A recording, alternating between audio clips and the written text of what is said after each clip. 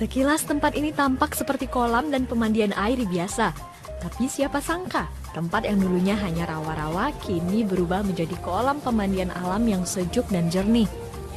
Potensi sumber air alami muncul saat sang pemilik menggali tanah untuk membuat kolam ikan. Bukannya menjadi tempat pemancingan, warga lebih suka berenang di lokasi. Uniknya, meski ramai pengunjung yang datang, namun air pemandian kolam ini tetap jernih dan tidak keruh.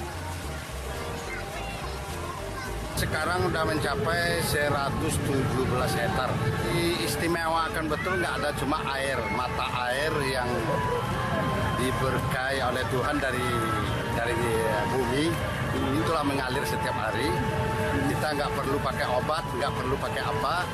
Mereka mandi bersih, itu aja yang diutamakan. Menurut salah seorang pengunjung, dengan banyaknya pilihan kolam pemandian, menjadikan lokasi wisata ini cocok untuk membawa anak-anak bermain air.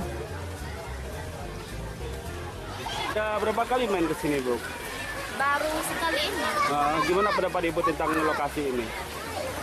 Baik, asik buat anak-anak buat wisata. Meski kawasan ini sudah menjadi primadona bagi warga, namun pada hari Senin hingga Jumat, warga ataupun wisatawan bebas masuk ke pemandian ini alias gratis. Pengunjung hanya dipungut bayaran pada hari Sabtu dan Minggu serta hari libur nasional. Jadi, jika ingin merasakan air sejuk yang berasal dari mata air alami ini, wisata pemandian Telabang Sakti di Sijunjung, Sumatera Barat bisa Anda masukkan ke dalam daftar tujuan Anda.